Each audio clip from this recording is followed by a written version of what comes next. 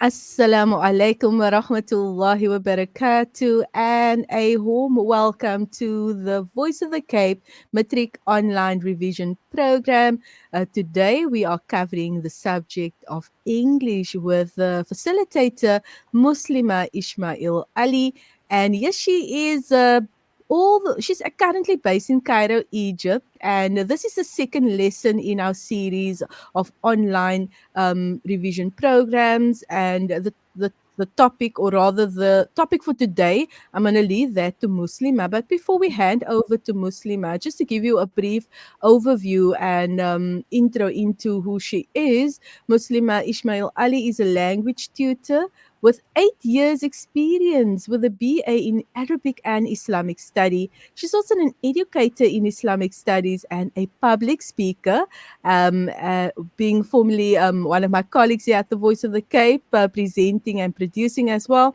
And she's obviously got that media experience in terms of presentation. And currently, she's completing her studies in classical Arabic at Markaz Fajr for non-Arabic speakers in Cairo, Egypt. Assalamu alaikum, Muslima. Welcome back. Walaikum salam. It is definitely a pleasure to be back with you once again, Juanita.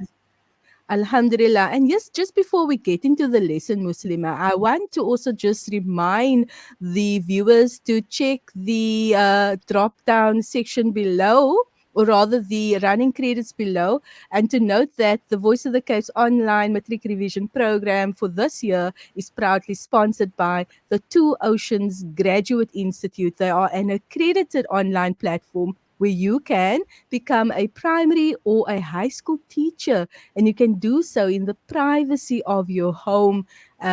In the comfort of your home as well. And you can visit www.togi.ac.za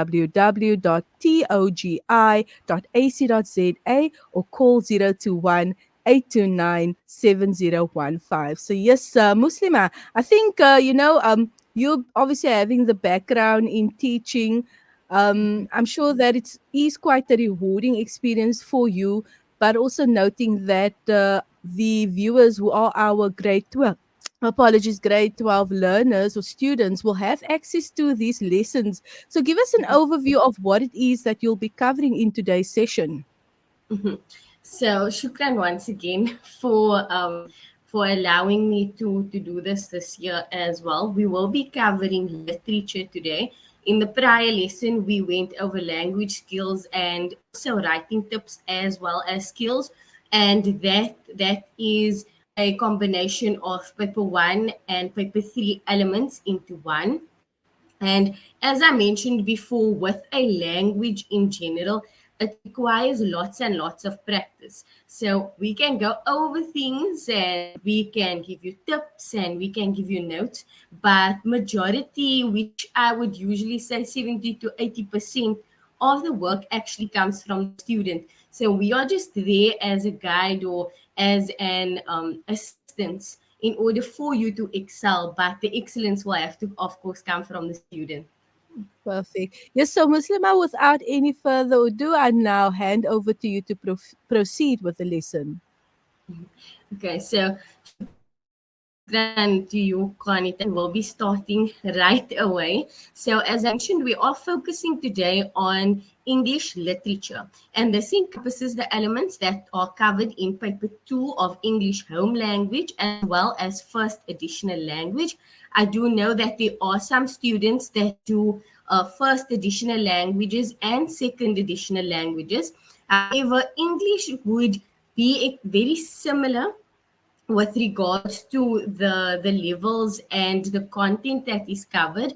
Primarily will have to cover the same sort of aspects within your papers. Sometimes it will be on a higher grade level, which would be home language, since that is the language you are most exposed to. You are expected to go much more into detail in that, whether it is at home or just at school, and that's also your medium of learning in, right? So what we are going to do first is I am going to go through the prescribed literature through poetry, dramas, and novels, right? So these are the three elements that's included within your paper two on a yearly basis, whether it is mid-year or end-year. For grade 12, of course, there is set work. However, I do want to note, when you look at your exam paper, before we go through the prescribed literature, when you go through your exam paper or when you receive your exam paper to write that final exam or the mock exams, I do suggest you read the questions very, very carefully. I can't stress this enough. It is highly important that you read the questions. They will give you options to choose from. Remember that there is a whole long list of set work. However, at your school, you don't cover everything that's in that set work. Your teacher chooses a drama. Your teacher chooses a novel for you to do. When you go to the exam, you choose what you did in class. I'm definitely going to repeat this again. Please choose what you did in class. There's always some students that choose the set work that they did not do in class because they become confused. So do a practice run with yourself. Get a past paper. You can get it off the website from the Department of Basic Education. Go there, get a past paper, do a practice run, have someone sit with you, have someone time you, so that you can get used to sitting and having to write an exam under pressure. It's extremely vital that I stress this point because we don't want you to lose out on marks that could have been easily obtained if you just chose what you did in class, right? So getting into it, as I mentioned, there is a set of prescribed poetry which we will be going through first. And this set of poems, you will be getting some of them in the final exam. However, you have to go over everything because you need to prepare all of the poems in order for you to answer the questions in the exam, because you can't say that this is it, this is what's coming in the exam, that's what's coming in the exam.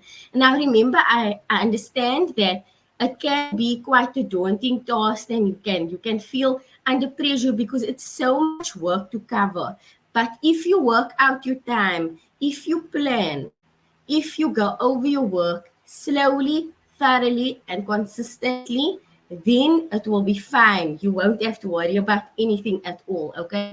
So, as we can see, Sonnet 130 of William Shakespeare is in your set work for you to go over. The child was shot dead by soldiers in Nyanga. At a funeral, poem of return. Talk to the peach tree. Pray to mosques this winter coming. Solitude, the morning sun is shining. It is a beauteous evening, calm and free, Fern Hill and the shipwreck. Now, do note that I have mentioned that you have to go over past papers, or it would be beneficial for you to go through past papers. However, with regards to poetry, I will say that because over the past 10 years, it has changed quite a bit. You'll only find some, like for example, Shakespeare, you would always find within your set work, but there's constantly new poems being introduced. So, what I would say is go through your notes with regards to the different types of questions. What type of poem is this? What is the construction of the poem? The meanings behind specific words. What does the specific words refer to? What does the lines and the stanzas in its entirety refer to? Go over questions like that, break it up for yourself. When you see your notes concern something specific, write a question, make a question out of it so that you can get used to it. Okay, and also think about, at times, not only in other forms of literature, but in poetry as well, you will need to understand plots and settings, right? So all of these different terminologies, it's interchangeable within your novels, your dramas as well. as in your poetry. Of course, depending on the type of poem that it is, they will also they will also highly likely ask you about the meaning behind the poem, but they will ask you maybe something more holistic as well, in order to gauge whether or not you actually understand the contents of this poem. I know it can be difficult, and I know sometimes when we read poetry, we think this is a whole bunch of like nonsense, because this is not how people speak. Why are we even doing this? But the point is for you to understand language. The point is for you to understand prose.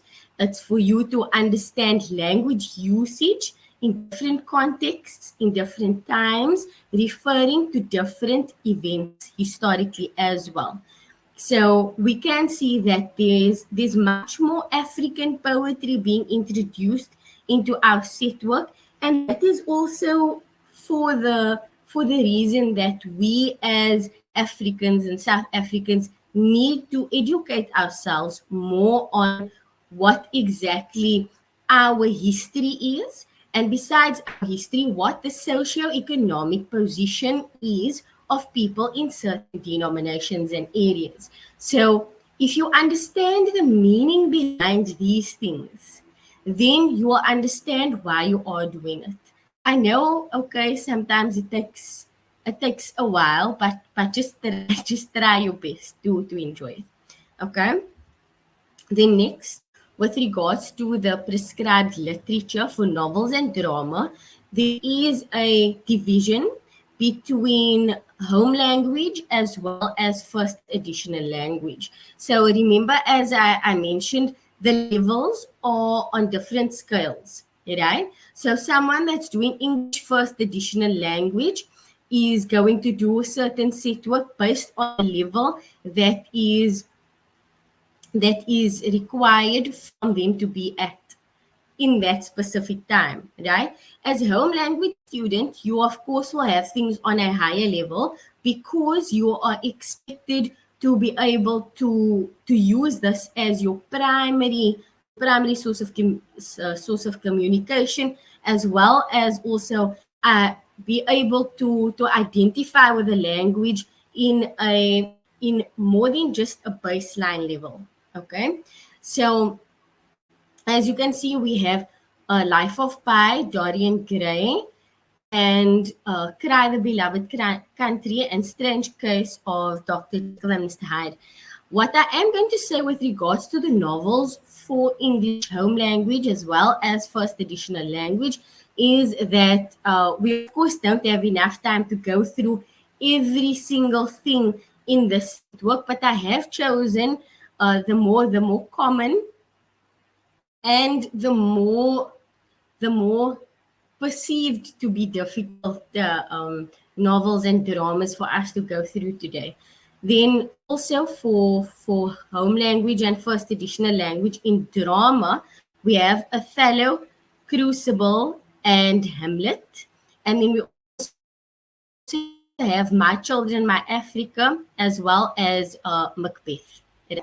So what I have done is they are commonly used, very commonly used dramas and novels. So Life of Pi has been there for quite a number of years, and there has been revision about that.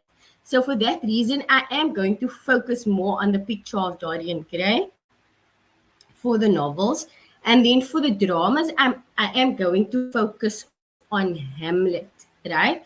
So the Crucible has been done quite a bit. So I don't want to go through a repeat of things that are there, right? Rather with the more difficult.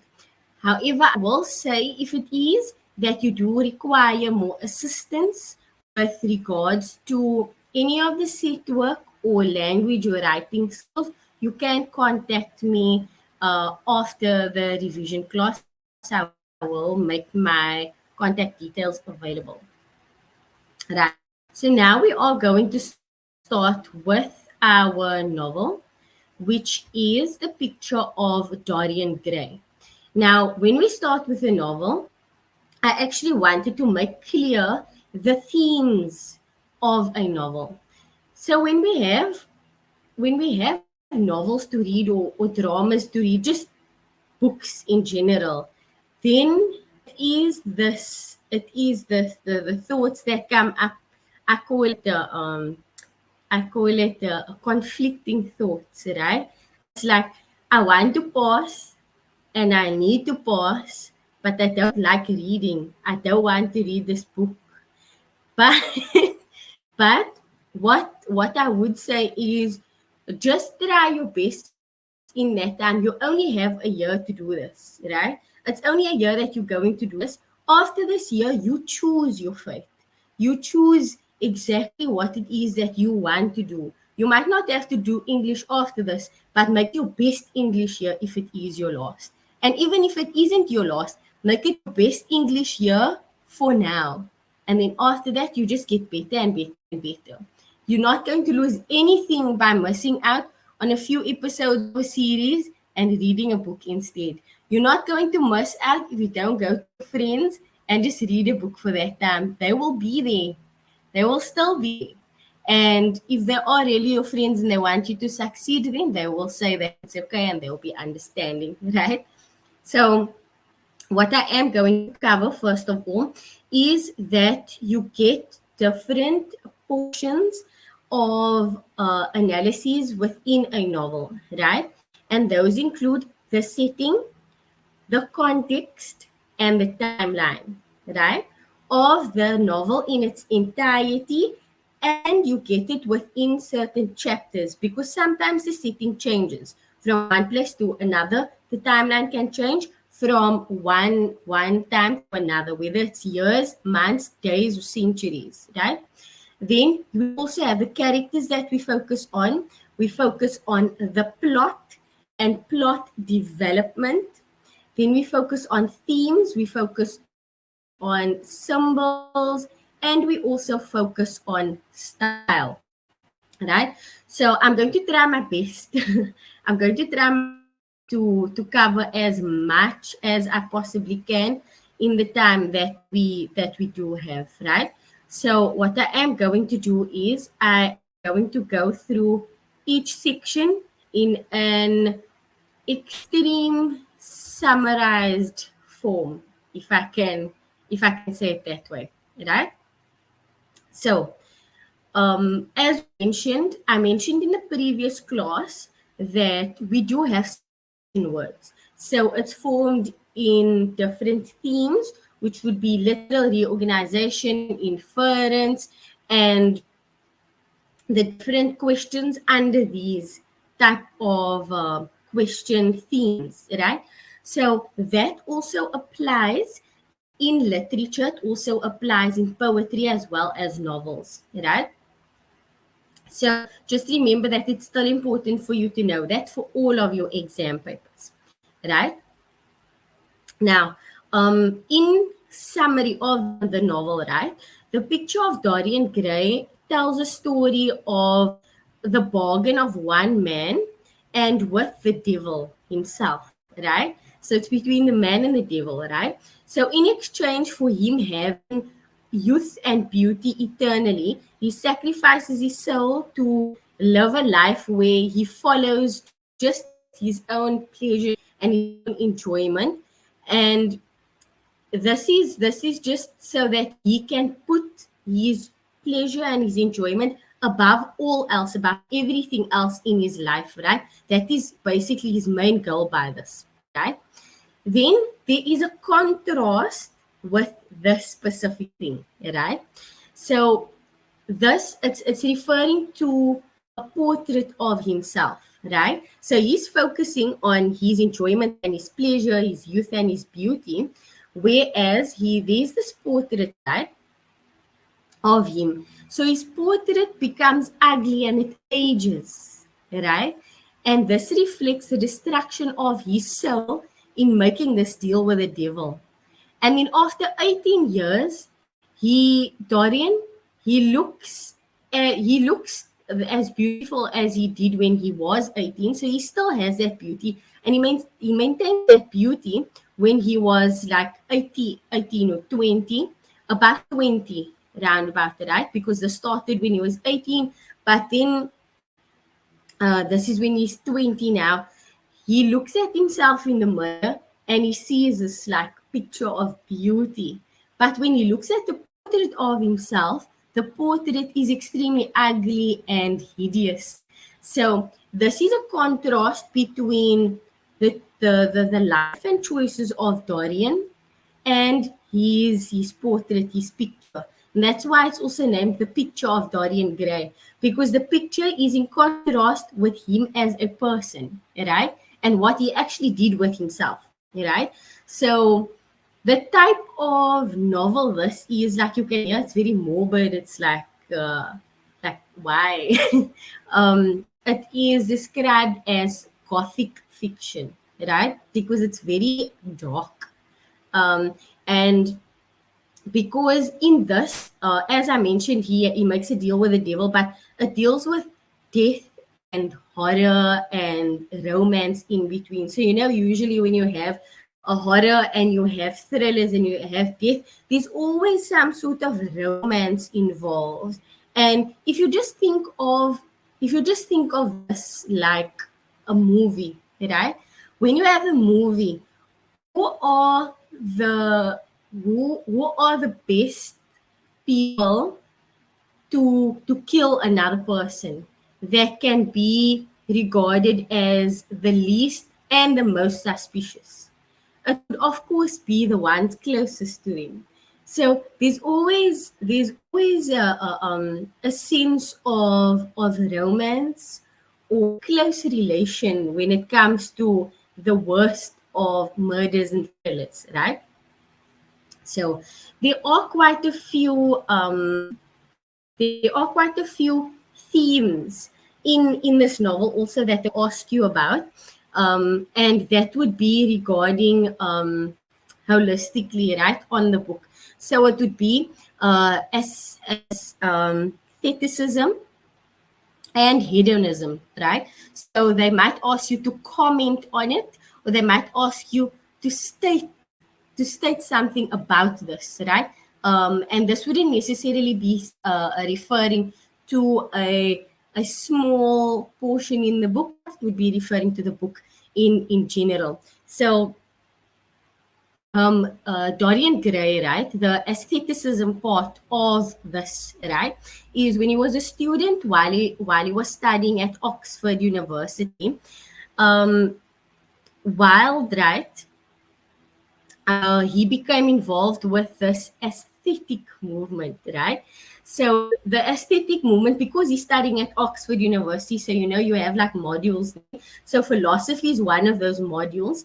And then a branch of philosophy is aesthetics, right? Where you study art and you study beauty, and then aesthetic philosophers, right? They go into what it is that people enjoy looking at. They like to hear, they like to smell or feel and taste.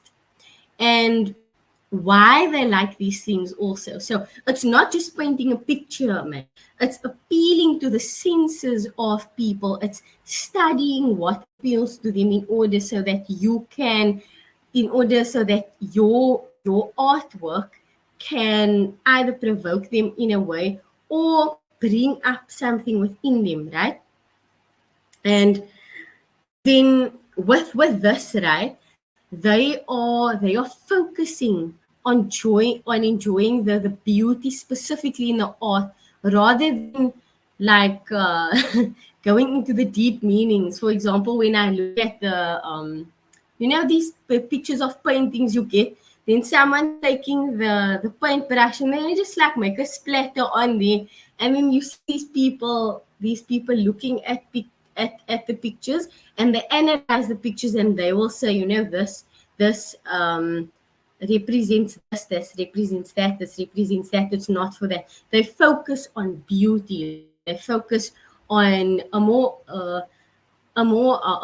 youthful and sense appealing thing, right? Then hedonism, just quickly, also is a concept that was very, very popular amongst certain people in this time, right? So what hedonism means is to when you pursue your sensual pleasure. So we spoke about the senses now in aestheticism, right? Now we are also speaking about pursuing the sensual pleasure. So they're getting pleasure through their senses. So when they focus on smell and taste and looks, then it appeals to like your pleasuring yourself with regards to your senses, to your smell, to all the different senses that you have, right? So in hedonism and or the hedonistic philosophy specifically, right? The main aim of this philosophy is to satisfy your desires. So your senses and something appealing to your smell and appealing to your taste and appealing to all of these things. This is what the main goal of your what the main goal of you as someone that is in aesthetics or in the aesthetic philosophy. This is your main aim, and that what that is called is hedonism, right? So these are just some of the points about the book, about the novel in general, which also connects to the author, which is Oscar Wilde. So as I mentioned in Wilde, when I mentioned earlier Wilde, I wasn't speaking about Dorian Gray specifically, but the author that wrote about Dorian Gray, right? So the time you're living in connects to what you are writing in that time, right? Your experience relates to what you are writing in a novel, and you as a reader, when you are reading, you have to immerse yourself into the head of the author, into the head and feelings of the characters, right? So when you are doing this, you get an understanding of all of these different elements that influence them when they wrote. So Oscar Wilde lived in this sort of time, right? When he was studying at Oxford, and there was like this branch of philosophy, and it was called aesthetics and so on. And this is what he was also like focusing on at that time because he was involved with him, right? So I am just going to briefly, very briefly, just go through the setting context and timeline and the characters so that we can move on to fill everything in. So with regards to the context, the setting, and the timeline, just to paint, this is what paints a picture for us, right? If you are still unsure about what setting is the place where this book or this novel is taking place, right? The area, it can be a country, it can be a region. So when you talk about the set of a movie, right? The set of a movie is that area that paints a picture. It's all the backgrounds. It's all the backgrounds you see in the movie. That is the set. And for the book and for novels, we call it the setting. For dramas as well, call it setting. Right? So it was set in London, in England. This was the late Victorian era in around about the 1800s, late 1800s, 1890. It refers to specifically when Queen Victoria was the monarch. So she was the queen at that time. So this is before Queen Elizabeth, right? This was between her time of reign was between 1837 and 1901, right? So it was written between 1890 and 1899, right? So it was still in the time that she was reigning, right? And it was also published in a magazine called Lippincott Monthly, right? Novel. It was also published at that time, The Picture of Dorian Gray, right? the the characterization, right, is also something to be focused on, is what they would ask you about, right? That is the manner in which the author goes into and reveals the personalities of characters within the novel, right? Their thoughts, their feelings, expressions, the actions that they do, the behaviors, and even sometimes when you might not take note of it, but what they're wearing can tell you a lot about them. Some characters are wearing tattered clothing, and some others are much more refined, right? And when you read the novel, once you are reading the novel, right, look for evidences, right, that shows you and points you to the characters' personalities and their emotions, right? And focus on these main things and highlight it and make notes of it. Make note of the types of things that they wear, because your clothes and your dress shows a lot about you as well. How you feel that day, maybe, or just in general, how you are as a person. Then the characters, right? I'll just go to the main character, which is Dorian Gray, right? Who is the main character of this novel. And many list him. There's like not necessarily one banner for him, but he falls under antagonist as well as protagonist, right? And he, of course, he focuses more on things that are beautiful, because of the reason that he lacks intellectual depth, right? So there's a sort of vanity that comes out within his character, right? And he is very, because of this, right, he's also destructive and narcissistic, right? And he, of course, has influences which we won't go into right now. There are influences on him, and there are different uh, reasons for him becoming like this because of that influence as well, but which we won't necessarily go into now. Now, what I am going to mention just before we end off, because we can't focus on every single thing in the novel, is that the novel begins, right, when he Dorian is approximately 20 years old. So we're going to go through the plot development, right, just in summary. So when he's 20 years old, and he has his friend Basil. So Basil Hallward paints a perfect portrait of him, right? Remember, they are in the art field, right? So his friend paints this portrait of him that is just perfect, right? And at the same time, Dorian is also meeting Lord Henry, and this is now when he's at Basil's studio.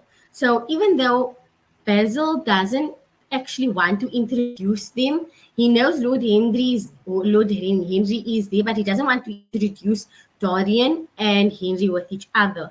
But Dorian, he chooses to allow Lord Henry to influence him, right? So he influences him to follow this life of pleasure and sin. And this is one of the reasons also that, like, Basil wasn't keen on introducing the two of them, because he had insight into the fact that they might have an effect on each other, or Lord Henry might have an effect on Dorian, and which is what happened. So in summary, right, from chapter 1 to chapter 10, right, this speaks about the early time in Dorian's pursuit, right?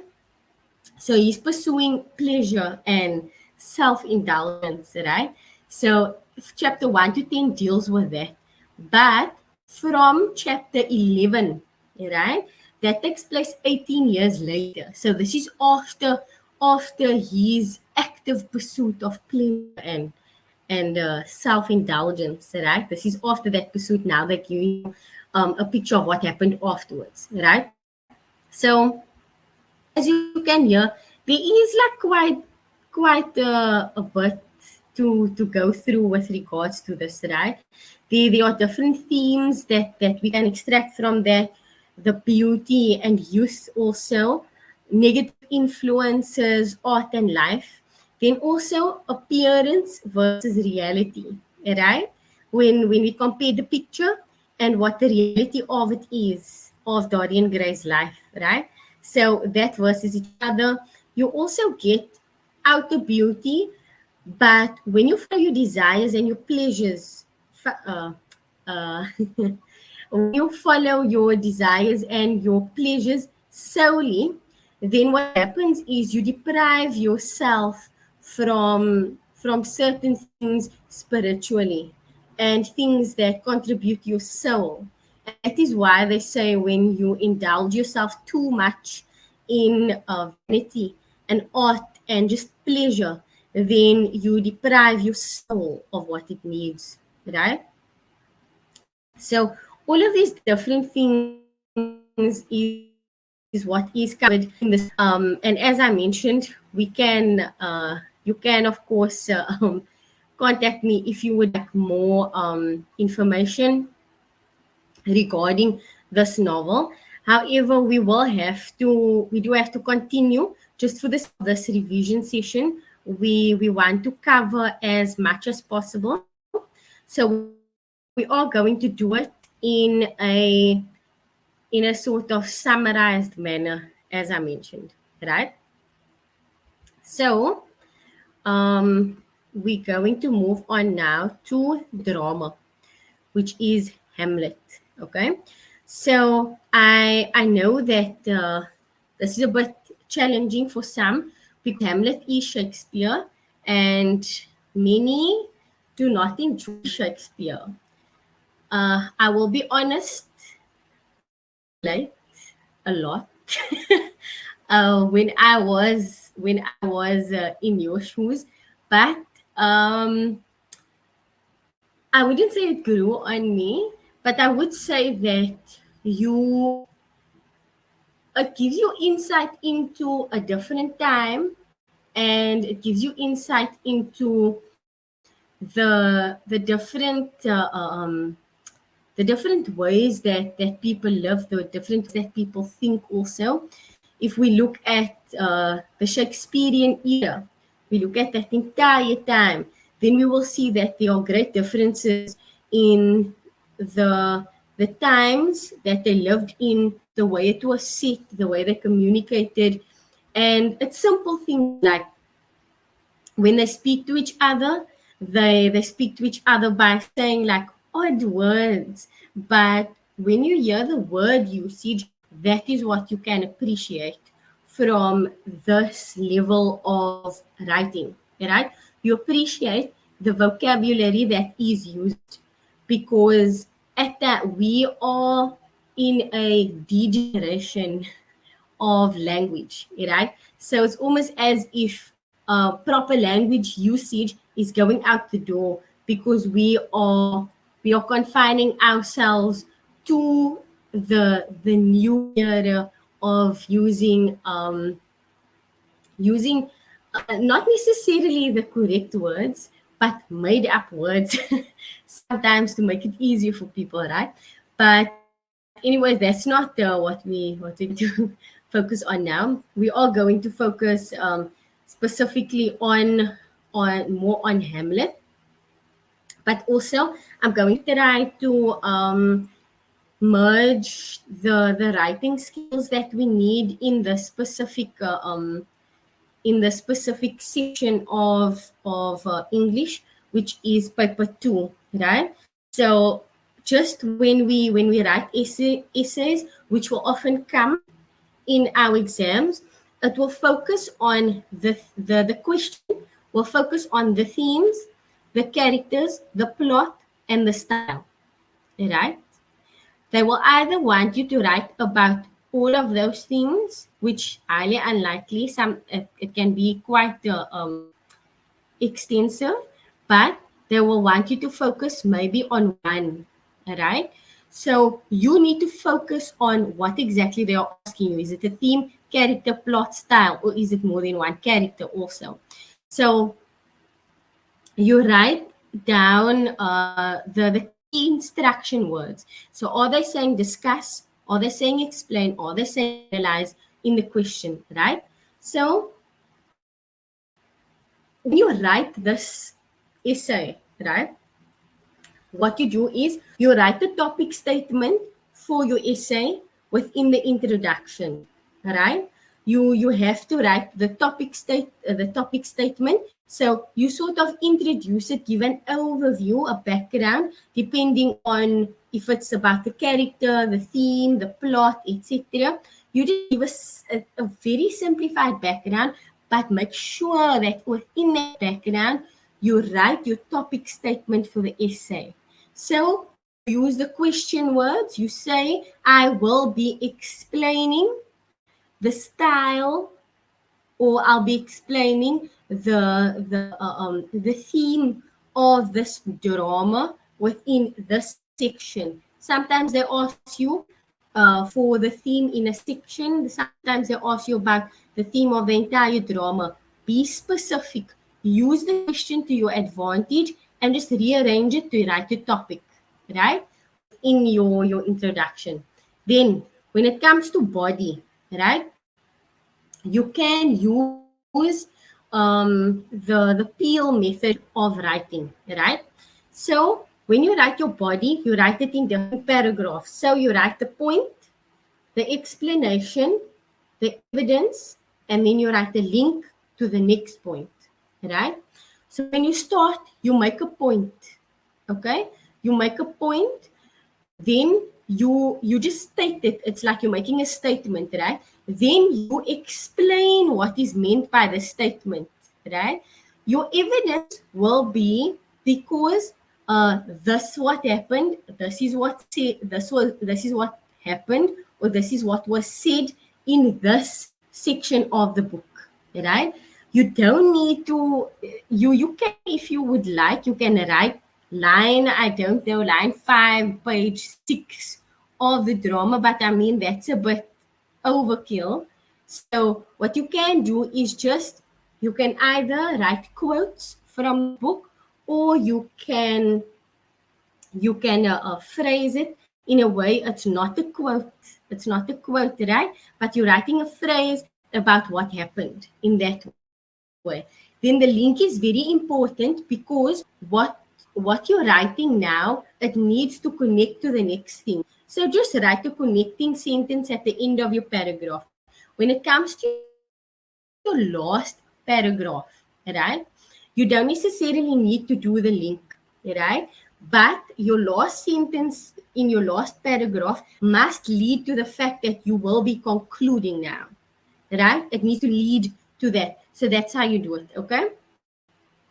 And of course, we can go through exactly how to write an essay in detail. We can practice how to write an essay in detail, maybe after the session, right? So when we do this, specifically the drama, right? We will realize that the drama is, as I mentioned, in like a very, very old setting. So just to give a brief overview of this drama, right? Um, it was written, Hamlet was written even before the setting of Dorian Gray, right? The timeline is way early. It was in the 1500s, right? In approximately 1599 and 1601, right? So this is like math. This is based on a revenge story, right? It's a Danish revenge story.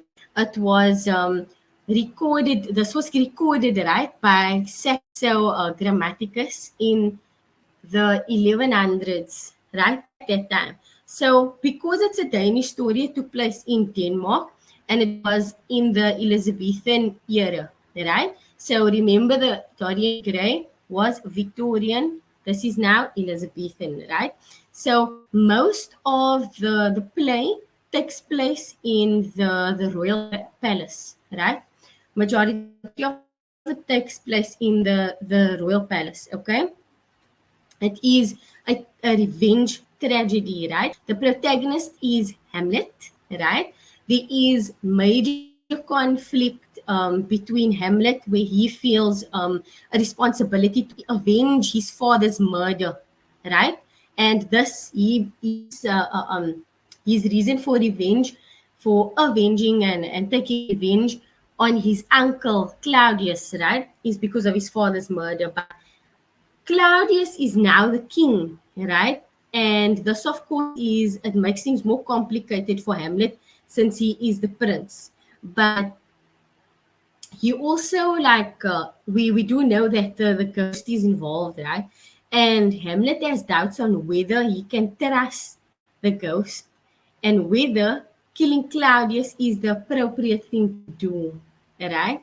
So he wants to avenge the murder of his father, but he also has conflicting thoughts. He's unsure about what to do. So there is a climax when Hamlet stabs Polonius through the arrows, and this is so because this is a drama, right? It's not in chapters, it's in acts, right? So in Act 3, this is when he stabs him, and it's in scene 4. So Act 3, scene 4 is where the climax occurred, and this is an important uh, part to remember, right? Because climax is something that they always ask about and they enjoy asking about it, right? So he brings himself, by this, he brings himself into a conflict with the king, which is Claudius, right? And it's, of course, unavoidable. But there is also another climax that takes place in Act 4, in the next act, scene 4, right? So just remember, Act 3, scene 4, Act 4, scene 4. So both is scene 4, Act 3, and Act 4, right? So this climax happens, right, when he resolves now to fully commit himself to revenge in a violent manner, right? So this is the two climax, and that's also some of the important points. And I mentioned the setting, which is the place, and the time, also in the 1500s, right? So there are quite a number of elements that can be covered in drama in general, and specifically in the drama of Hamlet. There's a lot of things to understand because it's very different to ours, and it includes the chain of being, right? It's the chain of being refers to specifically the the levels of hierarchy in belief, if I have to mention it that way, right? So it's regarding the you get humanity and animals. Obviously, we would consider that animals are below us in the chain because of their intellect or lack of intellect, right? So what we have is elements, right? Elements, the air, the earth, and so on, that gets feeded on. Animals feed on those elements. We feed on elements and animals. And then we have angels that are above us and the deities which are above them, right? And of course, this is not only specific to Islam. More it is more comprehensive of just religion in its entirety, right? So it's not about Islam or Christianity per se. It's just to understand the hierarchy within deities and beings. So I will have to end off on that note. There is quite a lot to go through with regards to this specifically, but I will say if there are any additional questions, if there are concerns, if you want notes, if you want practice runs, you can contact me via email, or you can also get into contact with me via Instagram, or you can contact the radio and just ask them for contact details. Wonderful. Shukran so much, Muslima, for a very informative session today. You've definitely taken me back to my grade 12 years, which was many moons ago. But shukran once again for an informative session. And if anyone would like to make contact with Muslima, we will gladly share that details with you. You can call our reception desk, and the number is 021 44235. Apologies, 00. But also to remind you that the Matric online revision session, which we are conducting, is proudly sponsored by the Two Oceans Graduate Institute. And if you are not familiar with the Two Oceans Graduate Institute, you can hop onto their website. They are an accredited they are an accredited online education provider where you can study to become a teacher, be it high school or primary school teacher, in the comfort and privacy of your own home. For more information, you can check out the website, and that website details is www.togi.ac.za, or call the Two Oceans Graduate Institute on 021 Well, that is a wrap from myself and our guest Muslima Ismail, or rather Muslima Ismail Ali. Yeah, we'll look forward to having you back. And I think the next session will be on Arabic, inshallah. So shukran once again. And assalamu alaikum wa rahmatullahi wa barakatuh. Wa alaikum salam wa rahmatullah.